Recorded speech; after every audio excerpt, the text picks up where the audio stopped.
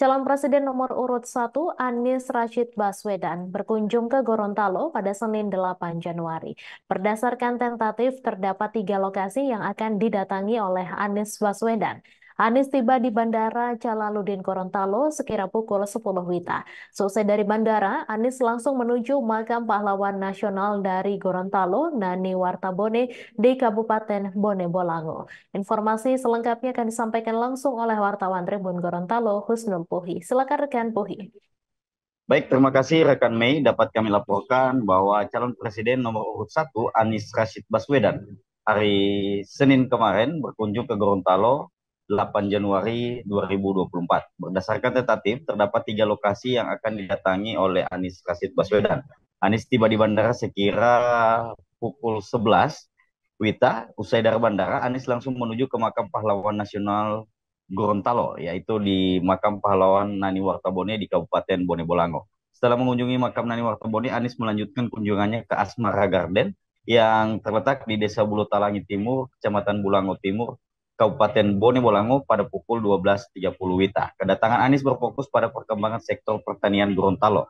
Dalam kegiatan itu, pihak panitia mengusung tema dengan Desak Anies edisi petani. Anies ingin berjumpa para petani untuk membahas pertanian di Gorontalo. Kemudian setelah dari Asmara Garden, Anies menuju ke Grand Sumberia pada pukul 14.30 WITA. Di tempat pertemuan itu, mantan Gubernur Jakarta ini bertemu dengan para relawan dan simpatisannya di Gorontalo untuk membahas sejumlah rencana pemenangan menuju RI 1.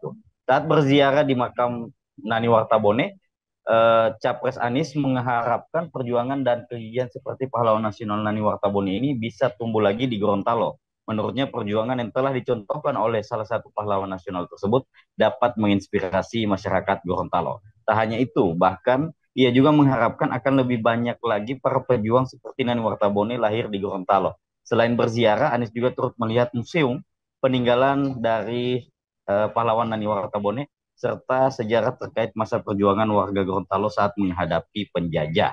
Menurut mantan Gubernur DKI Jakarta itu, adanya artefak peninggalan dan cerita sejarah tersebut menjadi tanda bahwa di Gorontalo pernah lahir seorang pejuang atau pahlawan yang turut memperjuangkan kemerdekaan Indonesia. Usai berziarah, Anies pun bergeser ke Asmara Garden untuk bertemu dengan para pelaku tani di Bone Bolango dan membahas terkait sektor pertanian di Gorontalo. Dalam kegiatan itu, pihak panitia, para petani dan masyarakat lainnya mendiskusikan bagaimana perkembangan pertanian di Gorontalo jika capres nomor urut 1 ini terpilih sebagai RI 1. Dalam pertemuan tersebut, Anies menilai bahwa anak muda di Gorontalo berkeinginan bekerja di sektor pertanian. Namun terdapat beberapa kendala di dalamnya, salah satunya yaitu sektor pertanian di Gorontalo sendiri masih belum memberikan kesejahteraan yang seimbang.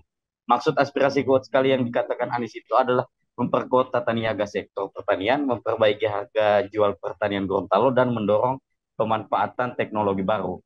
Tak hanya itu, bahkan dalam sesi tanya jawab, ada pula yang menyarankan ke capres nomor urut 1 ini untuk membangun sekolah pertanian baru di Gorontalo. Sekolah tersebut untuk diharapkan anak-anak muda Gorontalo bisa menguasai teknologi terbaru dan juga mengolah dalam hal pertanian.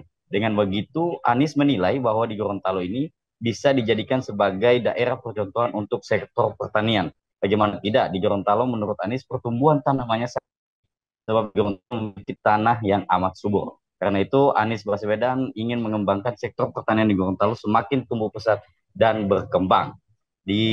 Dengan kedatangannya beliau di Gorontalo, kata Anies, ia membangun Gorontalo menjadi salah satu dari 40 kota di Indonesia yang akan diperbaharui dan Gorontalo menjadi kota agropolitan. Demikian rekan kami yang dapat kami laporkan, kembali ke studio. Baik, terima kasih rekan Puhi atas laporan Anda dan Tribuners wartawan kami juga telah menghimpun wawancara dengan Capres nomor urut 1 berikut tayangannya untuk Anda. Di Gorontalo ini, anak-anak muda menyaksikan potensi yang besar di sektor pertanian.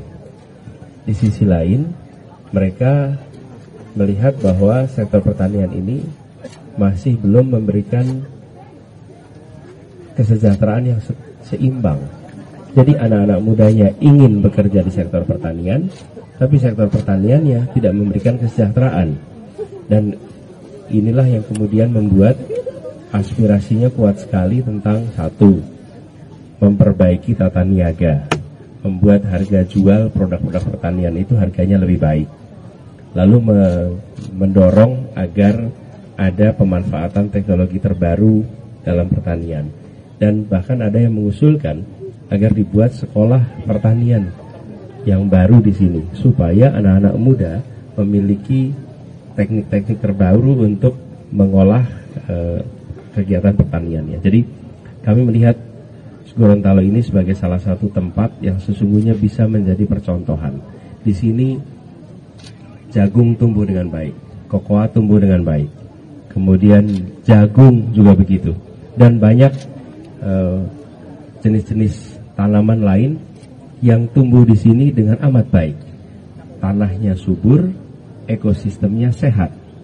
Itulah sebabnya kami datang ke sini ingin membangun Gorontalo menjadi satu dari 40 kota yang di-upgrade.